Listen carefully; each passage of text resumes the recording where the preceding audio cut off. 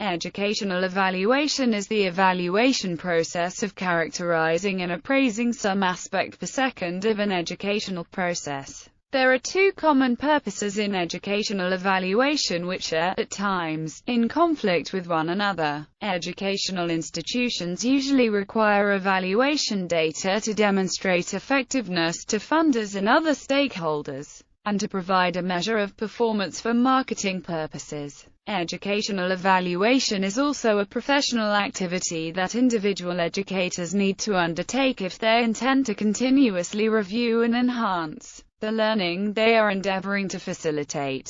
Standards for educational evaluation. The Joint Committee on Standards for Educational Evaluation published 3 sets of standards for educational evaluations. The Personnel Evaluation Standards was published in 1988, the Program Evaluation Standards was published in 1994, and the Student Evaluation Standards was published in 2003. Each publication presents and elaborates a set of standards for use in a variety of educational settings. The standards provide guidelines for designing, implementing, assessing and improving the identified form of evaluation. Each of the standards has been placed in one of 4 fundamental categories to promote evaluations that are proper, useful, feasible, and accurate. The Personnel Evaluation Standards. The propriety standards require that evaluations be conducted legally, ethically, and with due regard for the welfare of evaluatees and clients involved.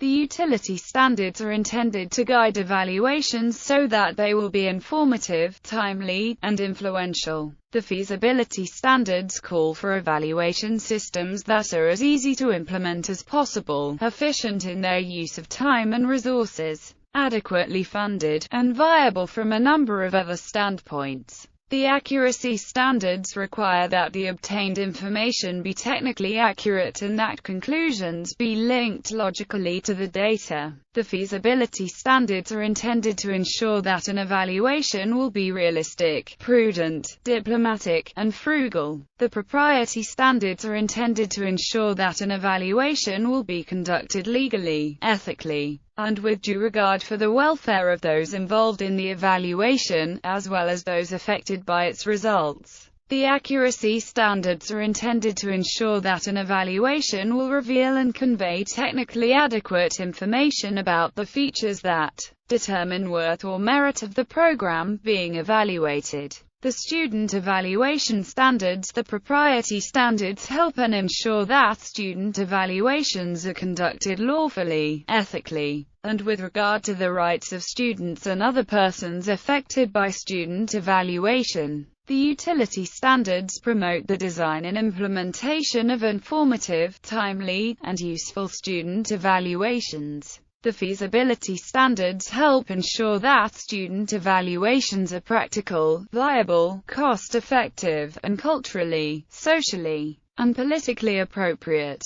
The accuracy standards help ensure that student evaluations will provide sound, accurate, and credible information about student learning and performance. Criticism of educational evaluation. Evaluation in a democratic school. Sudbury model of democratic education. Schools do not perform and do not offer evaluations, assessments, transcripts, or recommendations, asserting that they do not rate people, and that school is not a judge, comparing students to each other, or to some standard that has been set is for them a violation of the student's right to privacy and to self-determination. Students decide for themselves how to measure their progress as self-starting learners as a process of self-evaluation. Real lifelong learning and the proper educational evaluation for the 21st century. They adduce. According to Sudbury schools, this policy does not cause harm to their students as they move on to life outside the school. However, they admit it makes the process more difficult, but that such hardship is part of the students' learning to make their own way, set their own standards and meet their own goals. The no grading and no rating policy helps to create an atmosphere free of competition among students or battles for adult approval, and encourages a positive, cooperative environment amongst the student body.